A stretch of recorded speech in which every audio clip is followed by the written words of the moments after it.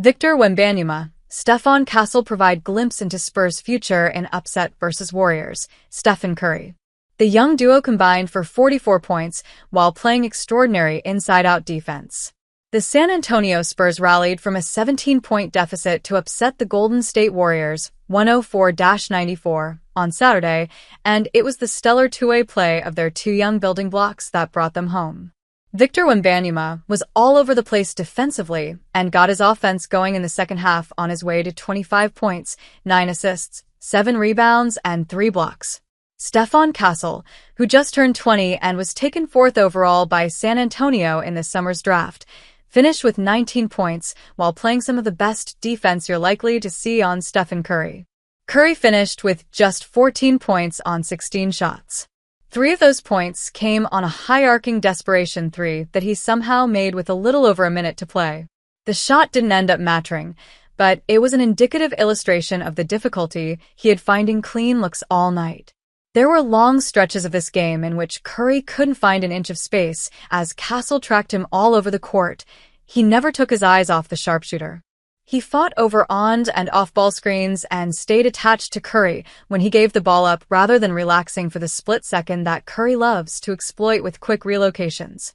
Look how glued Castle is to Curry for the entire length of the court on this late possession. This was Curry's life all night. Castle was relentlessly physical and focused.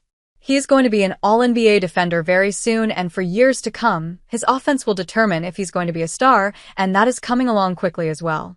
The shooting is hit or miss right now, but he has the ability to make any shot on the court and can attack at all 3 levels. His mid-range pull-up could be a bread-and-butter shot in the near future, and he finishes at the rim with extreme strength and balance. He's an instinctual cutter. He read a collapsing coverage when Harrison Barnes was posting on Saturday and raced straight down the lane for a difficult lefty finish. Castle can drive and collapse defenses and create looks for teammates.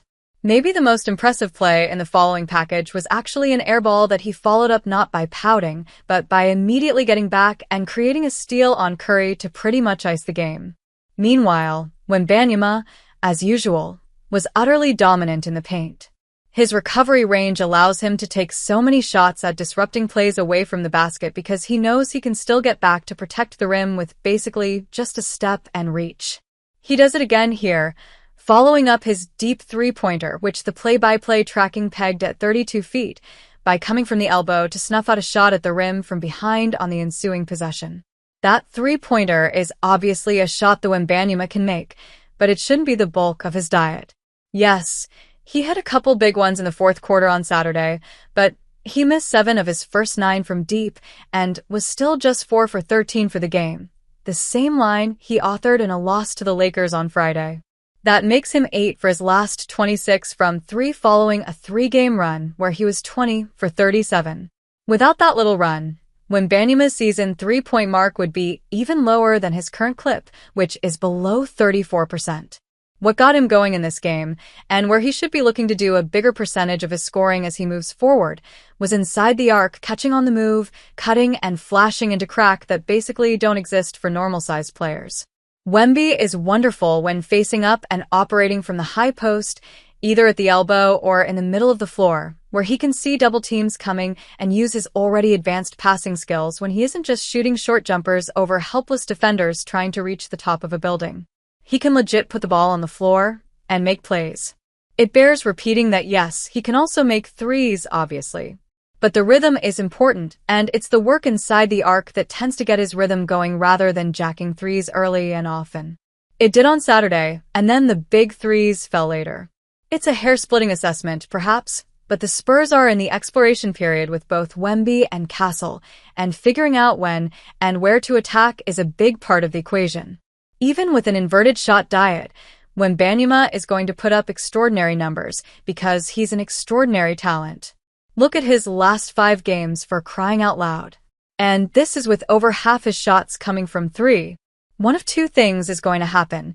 Either his 3-point percentage is going to go up, or he's going to trade in some of those threes for most paint attacks, which is a surefire bet to increase his efficiency. Either way, you could argue that what we're currently seeing is damn near his baseline level of offensive production.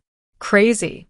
Suffice it to say, this is beyond an exciting time to be a Spurs fan, knowing that Wemby and Castle are going to be the anchors of what should be a contending team before long.